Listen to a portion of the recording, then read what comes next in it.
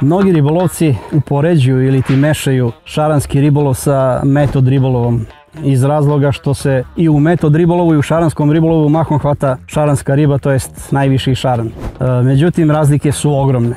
Upravo iz toga što se trenutno mnogo brzo živi i što je šaranski ribolov, neke kampanje traju 2, 3, 4 i više dana da bi se upecalo po nekoliko desetina riba. Iz toga je nastao i metod ribolov koji je mnogo efikasniji i gdje se mnogo brže peca. Ono što mlađi ribolovci najčešće greše jesu da prave duže pauze, da taj metod ribolov mešaju sa šaranskim ribolovom i onda ne možemo biti toliko efikasni, a upravo metod ribolov nam iziskuje manje vremena da bi upecali što više riba.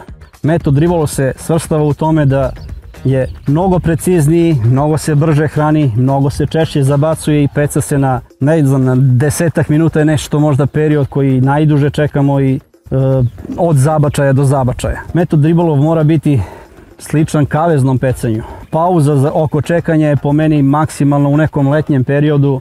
Ako pravilno pecamo, lepo zabacujemo, hranimo na istom mestu, stavljamo neke od ovih izazivača gladi ili aditiva, te pauze mogu biti 2, 3, 4, maksimalno 5 minuta. Ono zbog čega možemo uskladiti da to stvarno bude 5 minuta i da budemo precizni jeste da uključimo štopericu i da gledamo na sat. Jer šaran je navikao na zvuk, znači on prilazi kada čuje zvuk jer šarandžije svojom praćkom ili svojim kovrama bacaju bojile i on voli kad čuje to pljuskanje.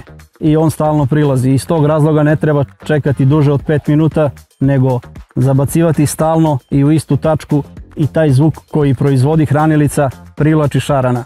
Znači ne treba čekati puno dugo, čekati do 5 minuta, mnogo ćemo efikasniji biti nego sad zabacimo i čekamo dok riba nam ne uzme mamac. U hladnijem periodu godine možemo čekati pa i do 15-20 minuta jer je metabolizam ribe mnogo sporiji, ona se slabije kreće, tako da taj period možemo produžiti do 15-20 minuta. Što se tiče toplih dana, letnjeg perioda, maksimalno 5 minuta čekanja i nakon svakih 5 minuta zabačaj. U takmičarskom ribolovu štoperica pored sebe, bukvalno do 5. minuta, ništa preko toga, ali sam siguran da u takmičarskom ribolovu sa svim našim priborom i sa svim onim što je neophodno za jedno takmičenje, to će biti mnogo češće jer riba će uzimati na par minuta, to su 2-3 minuta maksimalno čekanje.